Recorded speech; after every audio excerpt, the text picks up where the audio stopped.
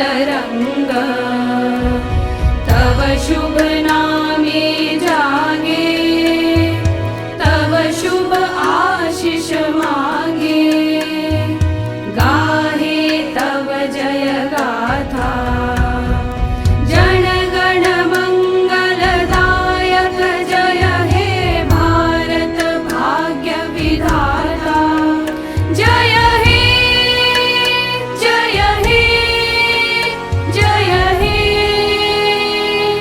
जय जय जय जय हे।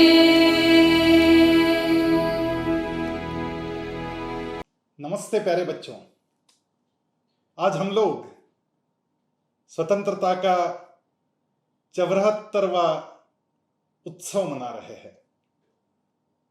इस स्वतंत्रता दिवस की सर्वप्रथम आपको हार्दिक बधाई देता हूं।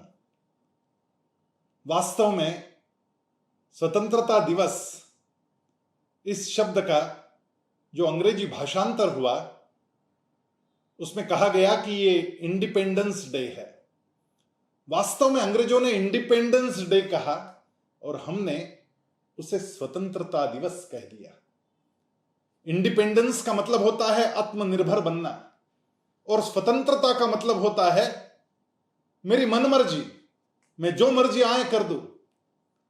और इसलिए मुझे लगता है कि ये स्वतंत्रता दिवस वास्तव में आत्मनिर्भरता दिवस होना चाहिए। और आज के दिन हम लोग इस उत्सव के 75वें वर्धापन दिन वर्ष का आरंभ कर रहे हैं। हमारा देश स्वतंत्र हुए अब 75 वर्ष होने वाले हैं और इसलिए कुछ विशेष संकल्प इस वर्ष के इस स्वतंत्रता दिवस उत्सव के उपलक्ष्य में हम सब लोगों को करने चाहिए। ऐसे लक्ष्य जो कि न केवल हमें आगे बढ़ाए लेकिन साथ साथ हमारे देश को आगे बढ़ाए। लेकिन देश को आगे बढ़ाना हो तो सबसे पहले स्वयं में कुछ शक्तियां जागृत करनी पड़ती है। जब तक हम स्वयं शक्तिशाली नहीं बनते तब तक देश को क्या संवारेंगे। पतंजलि योग सूत्र में स्वयं को शक्तिशाली बनाने के लिए कुछ यम कहे गए और कुछ नियम कहे गए। पतंजलि योग सूत्र का 30वां सूत्र है अहिंसा सत्यास्तेय ब्रह्मचर्या परिग्रह यमाहा। अहिंसा, मैं अपने वन वचन और काया से, मैं अपने मन से भी किसी की हिंसा ना करूं, अपनी वाणी से वचनों से भी किसी की हिंसा ना करूं और अपने शरीर से भी किसी की हिंसा ना करूं। यह होती है अहिंसा। फिर होता है सत्य, कि मैं झूठ ना कभी बोलूं ना सहूं। अस्तेय, इसका मतलब होता है कि मैं कभी किसी के चीज पर अपनी नजर ना डालूं। चोरी करना तो बहुत दूर की बात, नजर भी ना डालूं। हम लोग परीक्षा के दिन यदि दूसरे किसी की चीज देखकर लिख रहे हैं अपने पेपर में तब भी समझना चाहिए कि मैं चोरी कर रहा हूं। तो अस्तेय का मतलब होता है मैं किसी पर अपनी बुरी नजर भी ना डालूं। फिर होता है अपरिग्रह, कि मुझे जो आवश्यकता से ज्यादा मिला है वो मैं बांटता रहूं। फिर वो आवश्यकता से अधिक धन हो, समय हो या फिर हमारी ऊर्जा हो। आपके पास अतिरिक्त समय है, अतिरिक्त ऊर्जा है तो अच्छे कामों में लगानी चाहिए। उसका मतलब होता है अपरिग्रह। और ब्रह्मचर्य, ब्रह्मचर्य का मतलब होता है संयमन। मन अपनी छठी इंद्रिया है और उस इंद्रिया के माध्यम से हम 5 इंद्रियों को इस्तेमाल करते हैं, उसका उपयोग करते हैं। लेकिन जो नहीं देखना चाहिए वो देखने के लिए यदि आंखें कहे तो मन संयमित होकर ब्रह्मचर्य करे। जो नहीं सुनना चाहिए ऐसा चीज सुनने को मन करे तो संयमन करना चाहिए। सुनने का भी ब्रह्मचर्य होता है। जो नहीं बोलना चाहिए ऐसी बात बोलने को मन उद्युक्त करे तो वैसी बात नहीं बोलनी चाहिए। जिह्वा का ब्रह्मचर्य करना चाहिए। मैं नहीं सूंघूं ऐसी चीज सूंघने को मन करे, मैं नहीं खाऊं ऐसी चीज खाने को मन करे, या मैं नहीं स्पर्श करूं ऐसी जगह स्पर्श करने का मन करे, तो मन का ब्रह्मचर्य करना चाहिए। ये हो गए यम। और फिर कुछ बताए गए नियम। 32वें सूत्र में पतंजलि भगवान कहते हैं, शौच संतोष तपः स्वाध्यायेश्वर प्रणिधानानि नियमः। शौच यानी स्वच्छता, मेरा मन और बाहर का वातावरण भी मैं स्वच्छ रखूं। निर्मल भारत अभियान में मैं सहयोगी बनूं। संतोष, मुझे जो प्राप्त हुआ है उसमें मैं संतोषी रहूं। तप यानी मैं कुछ ऐसा कठोर काम करूं जिसके लिए अपने मन को, अपने शरीर को और अपनी वाणी को मैं तपाऊं, थोड़े अधिक कष्ट दूं। स्वाध्याय, मैं अपनी पढ़ाई स्वयं करूं। और ईश्वर परिधान यानी मैं ईश्वर में पूरी निष्ठा रखूं। यह आपको शक्ति और भक्ति से जोड़ता है। और वास्तव में ये जो 10 चीजें बताई गई यम और नियमों में, उसका विस्तार बहुत बड़ा है। आपके शिक्षक आपके साथ बैठकर इस विषय पर काम करेंगे और आपको कुछ 5 नियम और 5 यम अवश्य करने चाहिए। आज के दिन हम प्रतिज्ञा करेंगे कि हम शक्तिशाली बनेंगे, भक्तिशाली बनेंगे। स्वतंत्रता को सार्थक करने शक्ति का आधार चाहिए, भक्ति का आधार चाहिए। स्वर्ग गंगा भी अरे भगीरथ, यत्नों से भूतल पर आती, किंतु शीश पर धारण करने शिव शंकर की शक्ति चाहिए। स्वतंत्रता को सार्थक करने शक्ति का आधार चाहिए, भक्ति का आधार चाहिए। अमृत को भी लज्जित करती, समर्थ होकर प्राकृत वाणी, उन्मेषित करने सौरभ को तुलसी की रे भक्ति चाहिए। स्वतंत्रता को सार्थक करने शक्ति का आधार चाहिए, भक्ति का आधार चाहिए।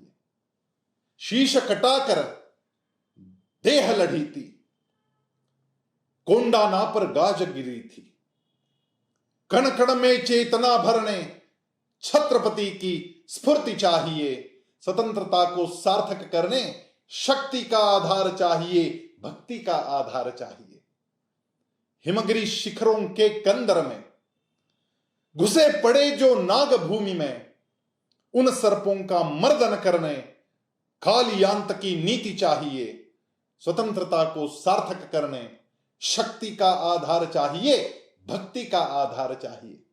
तो आइए इस स्वतंत्रता के उत्सव में हम लोग अपने मन की शक्ति बढ़ाएं, हृदय में भक्ति जगाएं और यम और नियमों के कुछ विषय लिख ले और उस मार्ग पर निरंतर चलते रहे। फिर एक बार आपको इस पावन दिवस की बहुत बहुत शुभकामनाएं। भारत माता की जय। Good morning to one and all present here. Today, we've gathered here to pay tribute to the sacrifices and struggles that our forefathers had to make in order to gift us our freedom. Yes, today we're celebrating 75 years of independence. Independence Day in India is celebrated annually on 15th August. Independence Day marks the end of the British rule in 1947 and establishment of a free and independent Indian nation. British rule in India had started in 1757 following the British victory at the Battle of Plassey. The English East India Company started exercising control over the country. The Indian independence movement started during the World War I and it was led by Mohandas Karamchand Gandhi, who advocated for a peaceful and non-violent end to the British rule. Independence Day is marked throughout the country with flag-raising ceremonies, drills, singing of the national anthem. This day is celebrated in order to remember the struggles and sacrifices made by the freedom fighters of our country. This freedom owes itself to the struggles of Bapuji, Subhash Chandra Bose, Bhagat Singh, Chandrasekhar Azad and many more. There were many unsung heroes who went on fighting to achieve this hard-earned freedom. Various cultural programs are made available in the state capitals. After the Prime Minister participates in the flag hoisting, which is usually taken place at the Red Fort, a parade ensues with the members of the armed forces, and recounting of the major accomplishments of India is done. This day reminds every Indian about the dawn of a new beginning. India's gaining of independence was a tryst with destiny, as the struggle for freedom was a long and tiresome one, witnessing the sacrifices of many freedom fighters who laid down their lives on the line. On this day, we pledge to forever protect our country from both external and internal enemies. We vow to march onwards on the path of success to bring glory to our country. Jai Hind. Namaste, dear Dhruvians and fellow Indians. Greetings on this glorious day that reaffirms our pride in our nation. Freedom is but an opportunity to do what is right. And we live in a land of opportunity today, where it just requires determination, a focused approach, and harnessing the power of positivity to live our dreams. Of course, dreaming big and envisioning your road to success is the first step. This freedom comes to us as a result of the sacrifice of countless freedom fighters, some sung, some unsung heroes. It also comes to us with the path shown by our compatriots who never seem to have heard the phrase, "Nahi ho sakta," ya "Ye mushkil hai." Leading by example is our beloved former President Dr. APJ Abdul Kalam. From humble beginnings as a newspaper vendor to the 11th President of India, he showed us how to make the most of what we do have and not repent on what is not there with us. Today we all know the name of Rani Ramphal, the captain of the women's hockey team representing India in the Tokyo Olympics. The Tonga cart puller's daughter who does us proud today. The story of Vicky, a little boy from Purulia, West Bengal, whose father, a tailor, earned only 25 rupees a day. Adversity and terrible living conditions forced him to run away. He worked as a rag picker for 6 months, all alone as a child, but with big dreams. He somehow managed to school himself, procure a camera. Today, he is a world-renowned photographer. We've all been led to believe that expensive tuitions are the key to success and to the coveted UPSC examinations. National ranker Tapasya Parihar, national ranker 23rd, a poor farmer's daughter with no access to even basic amenities, and Suryakant Dwivedi, who ranked All India 242 in the year 2015 Civil Services examinations. These success stories tell us otherwise. Suryakant Dwivedi was a security guard at the University of Lucknow, a poor person with barely enough money to make ends meet. Where did he have the money for expensive coaching centers? Today, he is an inspiration to the youth. He came up with only grit and determination. The list of Indians who overcame challenges to success is endless. These are just a few shining examples of how we can use to our advantage the opportunities that being free bring to us. As we move into the 75th year of our freedom, we need to focus on what we can do with this freedom of thought and action bestowed upon us. As the future of our nation and being such bright Dhruvians, use the opportunities that your parents, your school, and your own efforts provide to you. Turn them into success stories that will inspire generations to come. The mantle of taking India to the next leg, making it a place of choice for the world, rests with you, my dear Dhruvians. Place of choice for business, place of choice for startups, place of choice for investments, place of choice for education. In fact, a place the world thinks of when they think of future. For this to happen, dear children, we need the power of truth, smart work, and honesty with us. We need the power that we get by following rules, the positivity that is ours when we empathize and think of others before self. We need the power of fair practices. We need the power of commitment and the power that comes by practicing what we preach. Above all, with these superpowers, my dear children, there is nothing to stop you from creating a bright future for yourselves and uplifting the image of your country in the world. Be proud of yourselves and be a proud Indian. God bless our nation and God bless us all. Namaste and Jai Hind.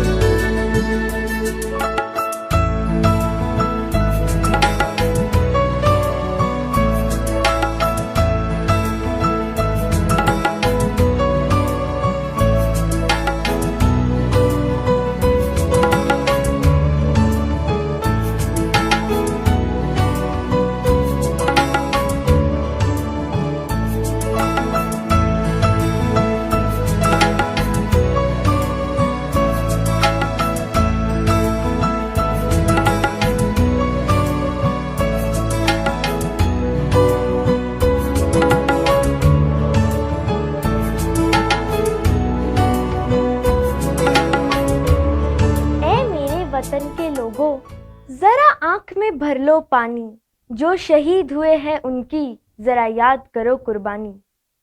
ऐसे में बात है आज़ादी की लड़ाई में शामिल उस युवा नायिका की जिसने महज 21 साल की उम्र में कुछ ऐसा कर दिखाया जिसने तब अंग्रेज़ों के होश भी फाख्ता कर दिए। सन 1932 में चटगांव के यूरोपीय क्लब पर हुए हमले की जिम्मेदार यही लड़की थी।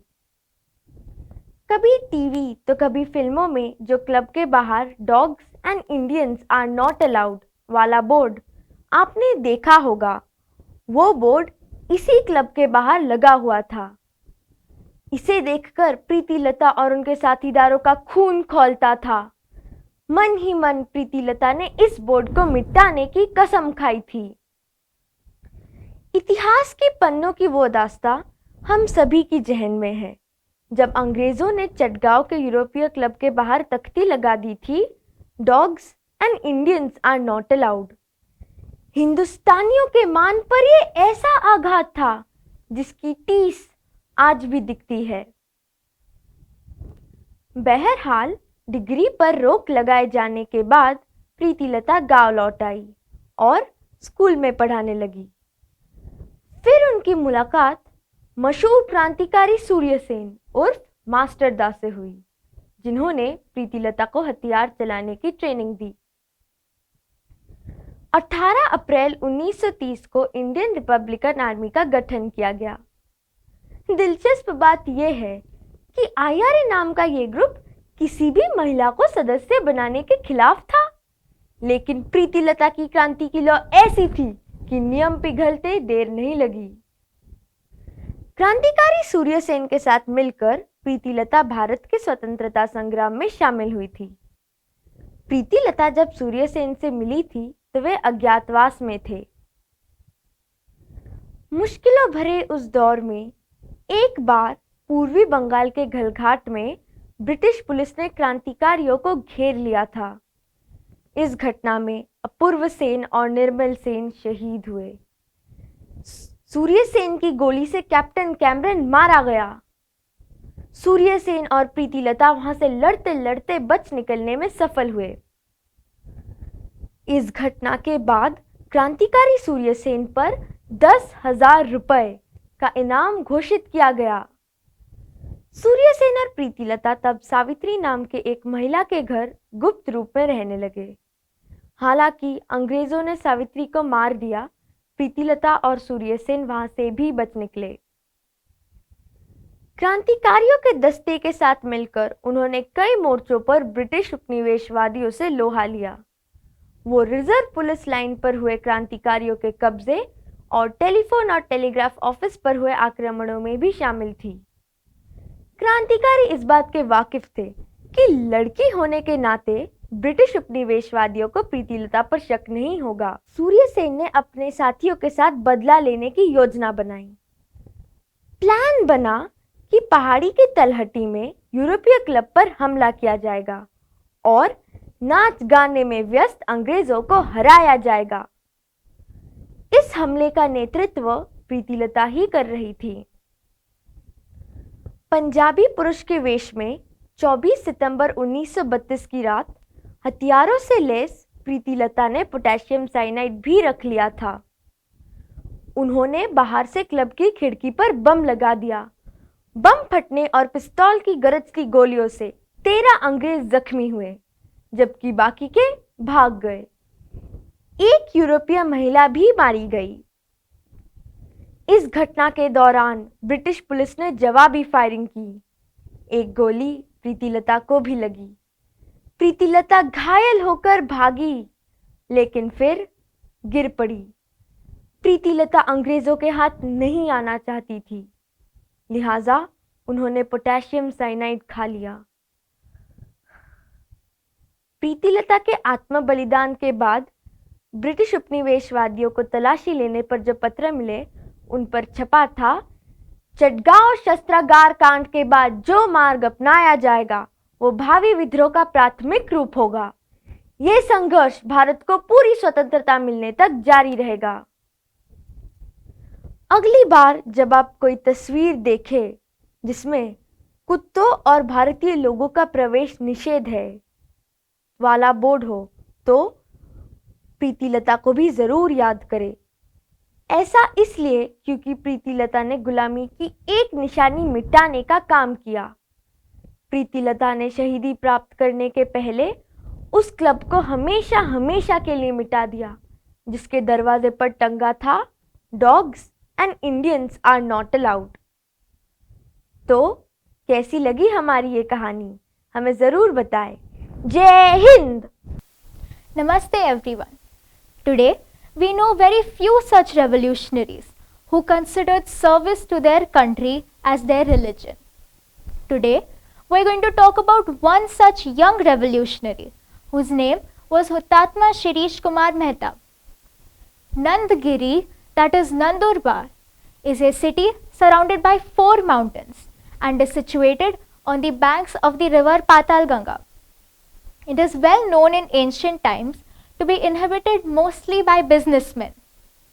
Shirish Kumar Mehta was born in a trader's house in 1926. He, along with his 4 friends, sacrificed their lives for our country. A businessman by the name of Balashankar Inamdar was a dealer in edible oil. He was sad as he had no son. He remarried in the hope of a son, but a girl child was born to him. Her name was Savita. Mr. Pushpendra and Savita got married in 1924. In the year 1926, they had a son named Shirish Kumar Mehta. अंग्रेजों भारत छोड़ो, अंग्रेजों भारत छोड़ो, Vande Mataram, Vande Mataram. The environment in Nandurbar was charged with the freedom struggle movement, as was the case with many other towns and cities across the country. As a part of the freedom struggle, people would organize morning rallies with the Indian national flag and processions carrying torches. In these processions, people shouted slogans filled with nationalistic fervor. My family also participated in such activities. The police would arrest anyone who shouted slogans such as Vande Mataram and Bharat Mata Ki Jai. I was a young schoolboy and was completely mesmerized and inspired by Mahatma Gandhi and Netaji Subhash Chandra Bose. Mahatma Gandhi gave a clarion call against the British. Chale jao means go away on 9th August 1942. Thereafter, morning rallies were organized in various villages across the country and warnings were issued to the British to quit India. I was studying in 8th standard when I participated in a morning rally held on 9th September 1942. I was leading the procession carrying the Indian national flag, the Tiranga, and the slogan Vande Mataram. My mother tongue was Gujarati, so I started shouting slogans in Gujarati. Namashe Nahim, Namashe Nahim, will not bow down, will not bow down, flag of Bharat. The rally was proceeding through the city and the people were shouting the slogan of Bharat Mata Ki Jai. The rally was stopped in the middle of the city by the police. The police had set up barricades at the Mangal Bazar area and launched a lathi charge on the protesters. The police ordered all the participants to disperse and end the rally.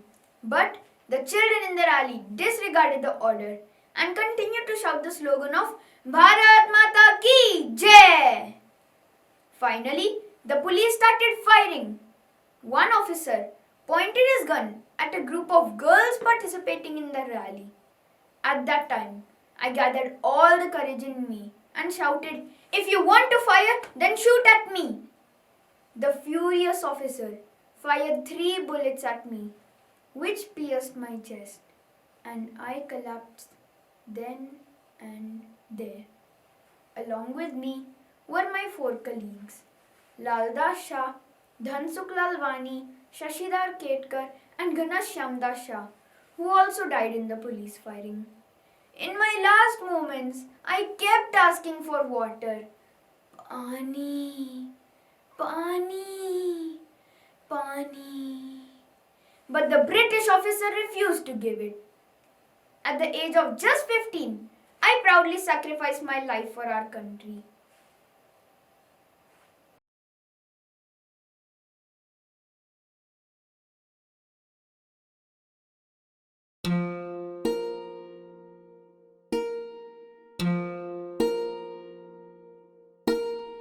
वर्दी का दस्तूर है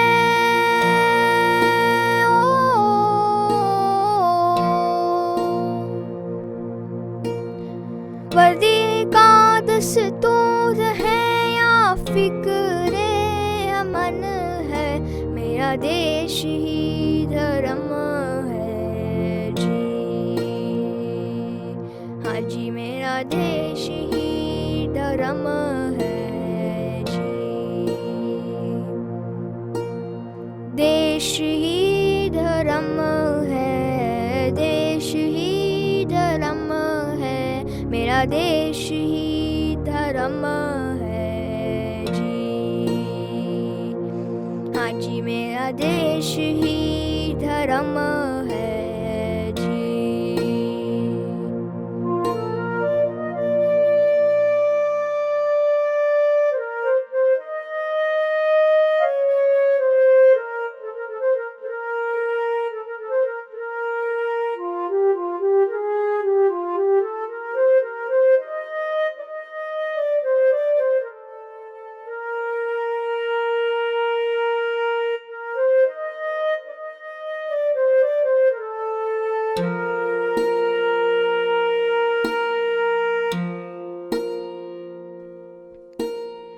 सोने जैसी माटी ये माथे पे सजाई है, इस वतन की शान पे जान तक गवाई है।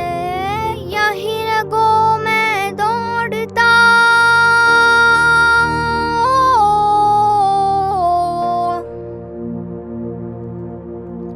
ओ, यही रगों में दौड़ता और धड़कनों में बोलता, मेरा देश ही धर्म है जी। हाँ जी, मेरा देश ही धर्म है जी। देश ही धर्म है, देश ही धर्म है, मेरा देश ही धर्म है जी। हाँ जी, मेरा देश ही धर्म है।